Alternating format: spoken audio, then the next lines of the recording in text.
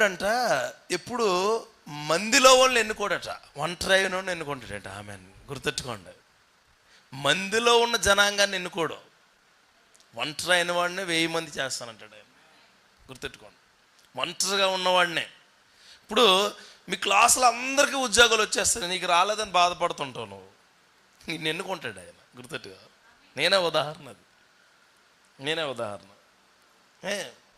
నీ కుటుంబంలో అందరూ బాగుంటారు, నువ్వు బాగోవు, నిన్ను ఎన్నుకుంటాడు ఆయన. గుర్తెట్టుకో, నిన్నే నడిపిస్తాడు. అది నీకు ఇచ్చే ధైర్యం. అది నీ పరిస్థితుల్లో నీకున్న ప్రతి క్రియల్లో అందరికీ మంచి మంచి పొజిషన్స్ ఉంటాయి, అందరూ డాబాలు ఉంటాయి, నీ ఇల్లు ఏమో చిన్నగా ఉంటుంది. నిన్ను ఎన్నుకుంటాడు ఆయన, నిన్ను నిర్మిస్తాడు ఆయన.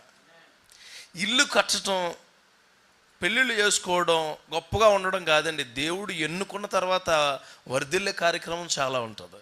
ఆ కార్యక్రమం మెయిన్ దేవుడు మనందరికి ఇచ్చే ధైర్యమే. గుర్తెట్టుకోండి.